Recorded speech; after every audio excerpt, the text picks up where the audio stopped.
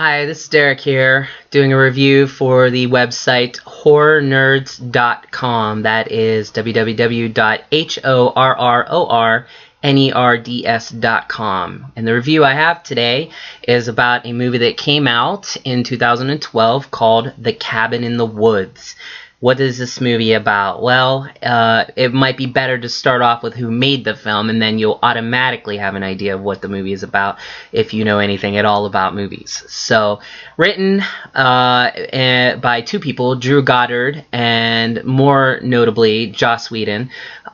This movie was also directed by Drew Goddard and written and produced by Joss Whedon, and it basically is a movie that kind of plays on what we know about all the horror movies that have come out in the past 20 or 30 years, starring five people, all playing the stereotypical roles, and as much admittedly so, if you've seen the movie, you know that was kind of the whole point. They're being monitored and observed by a group of individuals that seem to be scientists in some kind of underground or above ground laboratory, and basically these five friends, they get together, they go to a cabin in the woods, just as the title of the movie implies, and all hell breaks loose, and boy does it ever.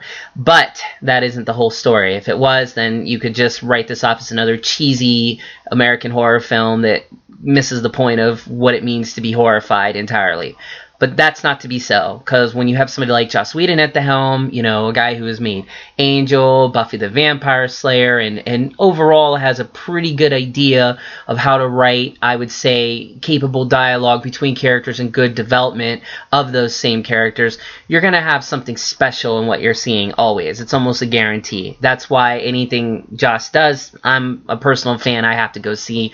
And in fact, I did. I went opening night when it came out, which was April 13th of 2012.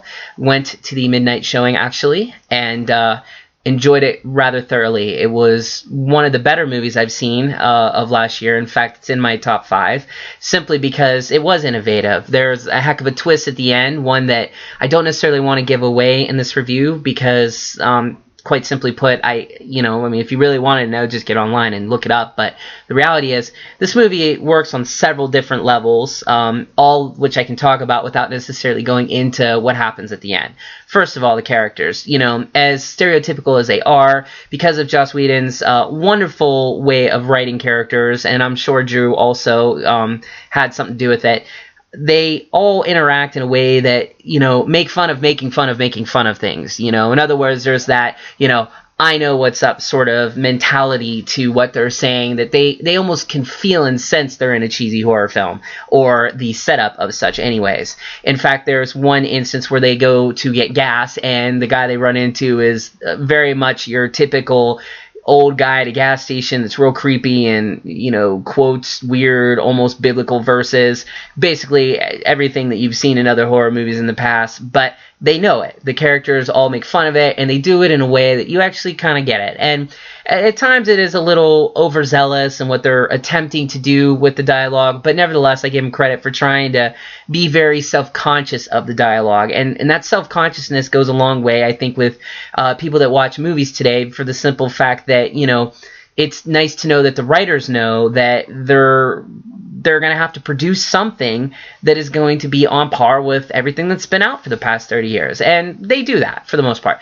The other thing is that, you don't have too much star power here. I mean, there is a very, very famous person that shows up at the end of the movie who adds an extra, punch with star power. But what's nice here is that it's a relatively, known but unknown cast of characters. I mean, the guy who played Marty, I couldn't even tell you his name in real life. And, one of the Hemsworth brothers, I don't know if it was Thor or the other one, he's in it, but, this is right when he was coming up, and trying to do well. I think that lack of star power really allows you to get into these characters because they're almost anonymous, and you easily could slip into their roles.